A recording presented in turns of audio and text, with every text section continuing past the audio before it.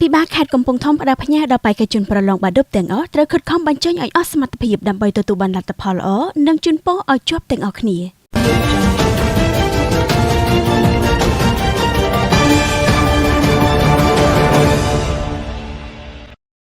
អាយុដំនុនផារតអភិបាលនៃគណៈអភិបាលខេត្តកំពង់ធំបានលើកទឹកចិត្តនិងផ្ដាំផ្ញើដល់បេក្ខជនប្រឡងសញ្ញាបត្រមធ្យមសិក្សាទុតិយភូមិទាំងអស់ត្រូវខិតខំបញ្ចេញឲ្យអស់សមត្ថភាពដើម្បីទទួលបានលទ្ធផលល្អនិងជូនពរឲ្យជាប់ទាំងអស់គ្នាអាយុដំអភិបាលខេត្តកំពង់ធំបានលើកឡើងនៅក្នុងឱកាសអញ្ជើញចូលរួមពិនិត្យនិងបើកវិញ្ញាសាប្រឡងសញ្ញាបត្រមធ្យមសិក្សាទុតិយភូមិនៅមណ្ឌលប្រឡងវិទ្យាល័យកំពង់ធំនៅព្រឹកថ្ងៃទី10ខែសីហាឆ្នាំ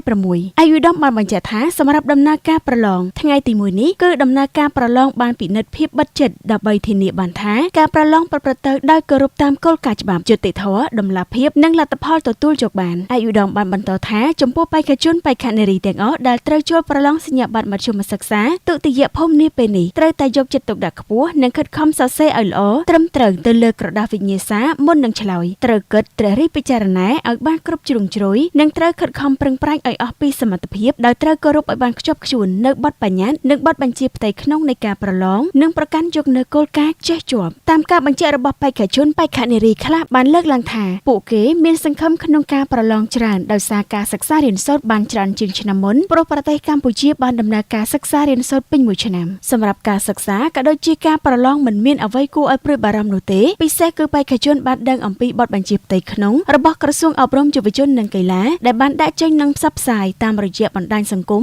ដើម្បីឲ្យបេក្ខជនបានដឹងពីសេចដំណើរការប្រឡងជារៀងរាល់ឆ្នាំសូមបញ្ជាក់ថានៅក្នុងខេត្តកំពង់ធំមាន13មណ្ឌលប្រឡងក្នុងនោះមានផ្នែកវិទ្យាសាស្ត្រមាន2មណ្ឌលមាន48បន្ទប់មានបេក្ខជនសរុប1199នាក់ស្រី699នាក់ផ្នែកវិទ្យាសាស្ត្រសង្គមមាន11មណ្ឌលមានបន្ទប់191បន្ទប់មានបេក្ខជនសរុប4755នាក់ស្រី2739នាក់